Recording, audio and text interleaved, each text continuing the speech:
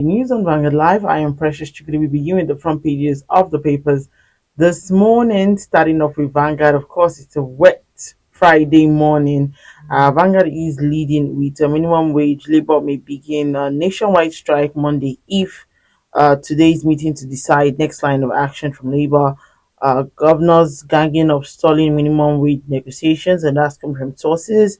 As a tripartite committee reconvenes after Labour's Tuesday walkout, the federal government pleads Labour's understanding. And we can see photo story showing the inauguration of Interministerial Committee. Federal government inaugurates Interministerial Committee on reviewing of intellectual property policy, and GTI shows Tinubu Ribadu scaling up security, says ex-British diplomat. Biafra Day, three soldiers killed as sit-at-home turns bloody in southeast. Calm as district head pledged loyalty to Sanusi amid the legal tussle. Governor Yusuf meets Ribadu amid tussle. Stories about Presidential Tax Committee recommends 800 naira to dollar custom duty rate.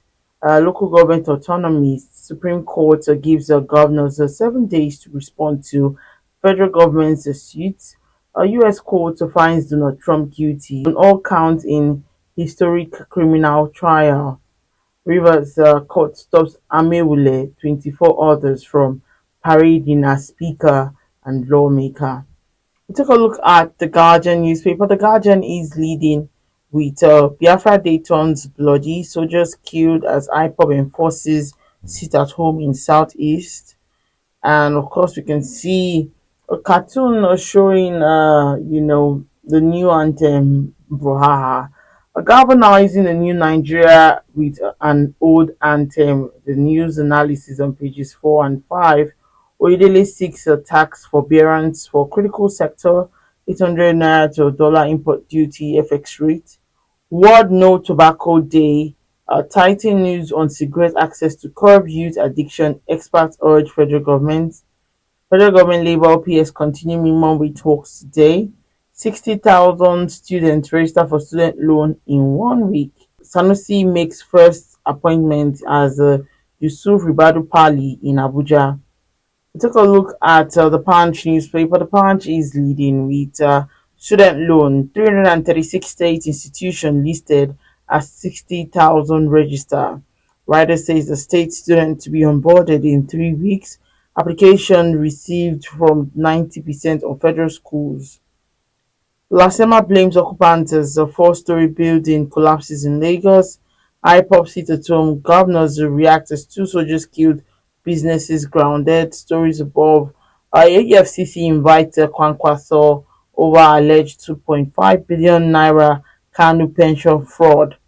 Tinubu mulls new executive orders on tax fiscal reforms. Emirate tussle. Kanu governor meets Ribadu. Sanusi makes first appointment. And lastly, on the front page of the Punch newspaper, a Trump guilty in hush money trial faces sentence in July. Take a look at the Nation newspaper. The Nation is leading with a council autonomy battle rages as the Supreme Court. Tinubu Lord Makinde opens a 76.67 kilometer Alawakala road. 30,000 successful applications in for student loan. Security has improved under Tinubu, says the ex-UK envoy. Court to sentence Donald Trump for felony July 11. And that's all we can take on the front pages of the papers. Join us after the break. We'll be right back.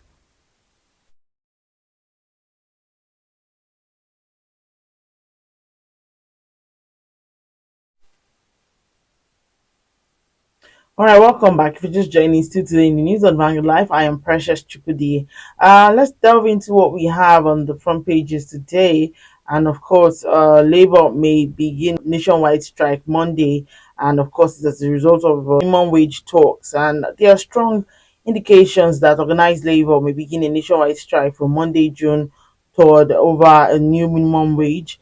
And this is as the tripartite committee on a new national minimum wage, NNMW, reconvenes today following abrupt adjournment due to Labour's walkout of last Tuesday's meeting, where it accused the government negotiators of unseriousness in the negotiation process. Meanwhile, accusing fingers are pointing to the state governors for ganging up against the federal government to stall the ongoing negotiations. Labour's negotiating team had on Tuesday, for the second time in 2 weeks, walked out of the committee meeting after the federal government increased its offer marginally to 60,000 naira from the 57,000 naira it offered on Wednesday, May 22nd. Labour, represented by the Nigeria Labour Congress (NLC) and its Trade Union Congress of Nigeria (TUC) counterpart, had on May 15 walked out of the tripartite committee meeting after the government offered 48,000 naira and organized private sector (OPS) offered 54,000 naira against its 615,000 naira demand. Organized labor sources nonetheless told Vanguard that a nationwide strike might start on Monday, depending on the outcome of today's meeting. According to the sources, organized labor is already mobilizing for a strike from Monday, June 3rd. A labor leader who spoke to Vanguard on grounds of anonymity said the outcome of today will determine our next line of action. If the meeting comes out fruitful, better for everyone. But should government's team continue with its carefree attitude and disdain for workers' welfare, nothing will stop us from going on strike from Monday. We are already mobilizing for the strike. So we move on to our next story. Our next story is on Biafra Day. Three soldiers killed as sit at home turns bloody in Southeast. Now, three soldiers were killed yesterday as the sit at home declared by the indigenous people of Biafra (IPOB) and a movement for the actualization of Biafra mass up to honor Biafra heroes and heroines who died during the Nigeria Biafra civil war turned bloody.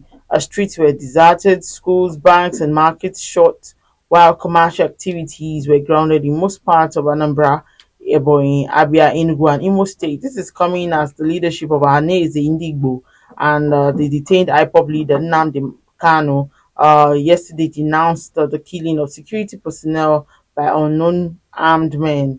In compliance with the sit-at-home directive, our correspondent observed that there was total compliance to the sit-at-home directive in Umuahia, the Abia State capital, in the early hours of the day before some gunmen reportedly attacked a military unit located at Obikabia Junction, Ogbo Hill area, and shot dead three soldiers. The gunmen, who were said to have stormed the military unit with sophisticated rifles, also burnt the unit as well as a petrol van parked in the unit. Some soldiers were reported to have escaped the attack. Effort to confirm the incident from the